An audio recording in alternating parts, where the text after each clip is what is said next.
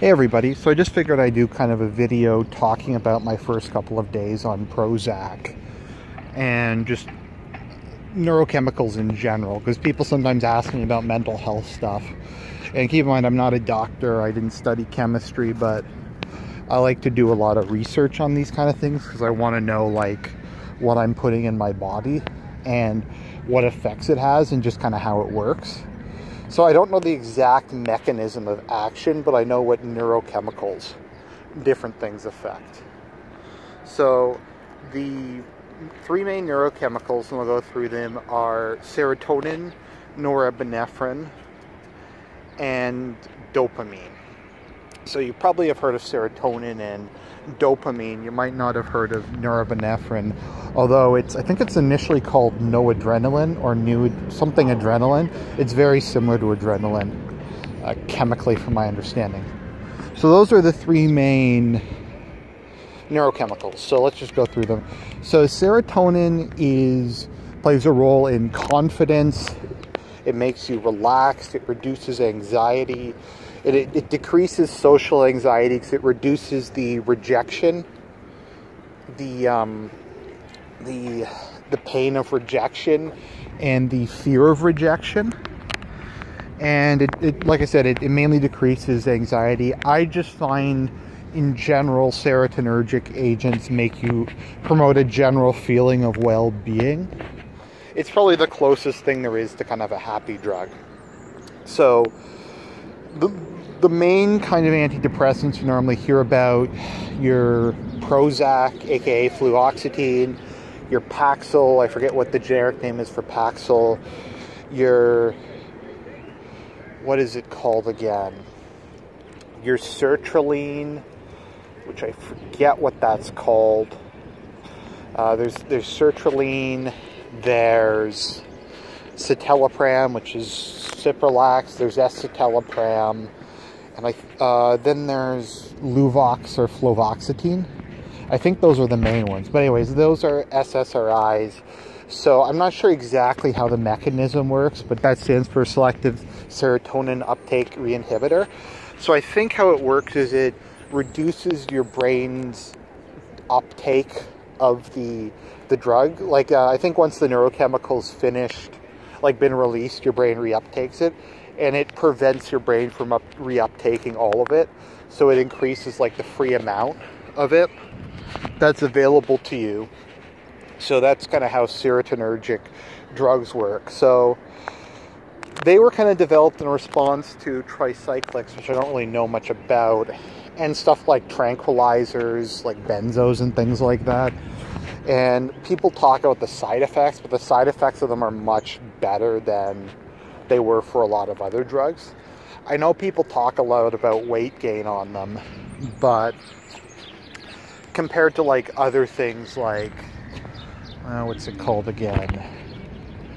What's quintiapine? It doesn't really cause nearly as much. So they're kind of the front line because they're clean, their side effect profiles aren't too bad, and serotonin's generally pretty good for most things. So they're kind of divided into different categories, like Prozac and Cipralax. I think escitalopram are stimulating.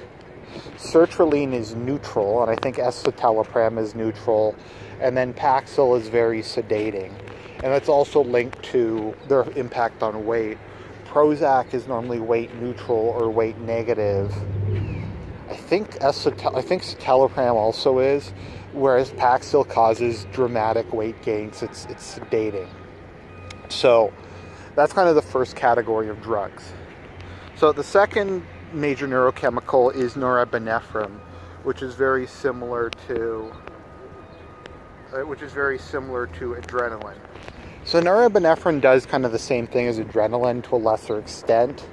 It impacts concentration, energy levels, ability to focus, that sort of thing. So if you're taking a norepinephric agent, I remember when I was taking Wellbutrin, which increases that, I could sit and work for like 14 hours straight and I could concentrate the whole time. Because Wellbutrin's very strong for that. If you know something like Ritalin or Adderall or that kind of thing, those are norepinephrine agents. So because it increases energy levels, it speeds up like your heart rate and your body's metabolism.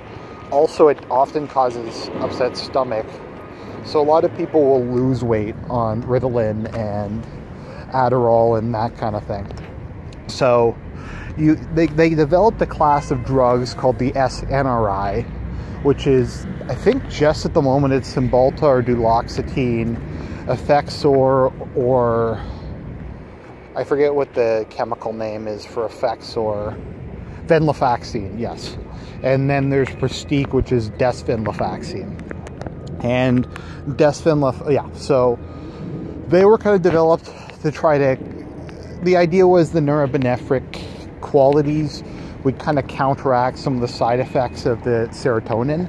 Like it might eliminate the drowsiness, it might reduce the weight gain, that kind of thing. So they're I think generally regarded as being a very, very powerful class of drug, generally speaking. And yeah, so those are those. So generally speaking, they kind of do both things, but kind of the downside to them is because they're so potent, they can cause a lot of anxiety and sleeping trouble and that kind of thing. I find when I've been on them, they give me a lot of energy, but just the surge of norepinephrine, well, it's nice to like it kicks you up in the morning a lot. Like when I'm on Cymbalta, I'm like in the morning, and then I take my first one, and then I'm just completely wired. But yeah, so I just find it does dramatically increase your anxiety levels because of the norepinephrine. Also, coffee increases norepinephrine, which is why it gives you energy and it helps you to focus and all that kind of thing. And then the third neurochemical is dopamine, which I'm sure most people have heard of, and that's the motivation chemical. So if you accomplish something, it raises your dopamine levels. If you do a goal, I believe things like sex or like good eating, like rich food, increase your dopamine levels. Things like cocaine and just kind of any major drug, that's kind of its mechanism of impact. And for some people, they can get addicted to dopamine, and that's what leads to a lot of like risky behavior and stuff like that. So dopamine, though, does have a very important therapeutic purpose, because dopaminergic, I guess, agents increase your motivation, your ability to do things. So if someone's just kind of lying around and they can't, like, they just have no motivation, if you give them something that increases their dopamine, they'll immediately just feel compelled to do stuff. Like, they'll just go clean their house, they'll go, if they have like homework, they'll go do their homework, they'll go study. And for someone with like depression who's isn't really functioning, it's very useful in that regard. The boost to that. So things like Ritalin, I remember reading it's almost impossible to separate norepinephrine and dopamine. So there's the class of the NDRI, like Wellbutrin, Ritalin, etc.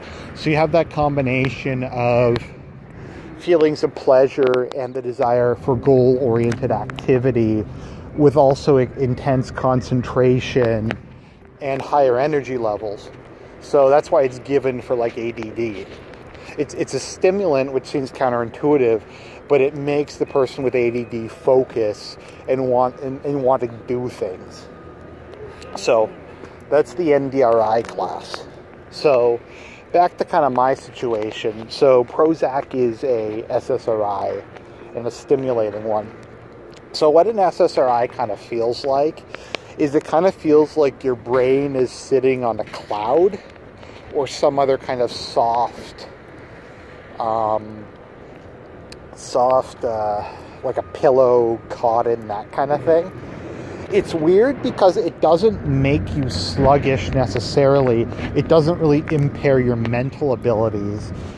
Like if you go to do something, your performance is not impaired, but it does almost, it's weird. It's kind of hard to describe. I think the best way to describe it is it quiets the mind. It dramatically, it just eliminates intrusive thoughts.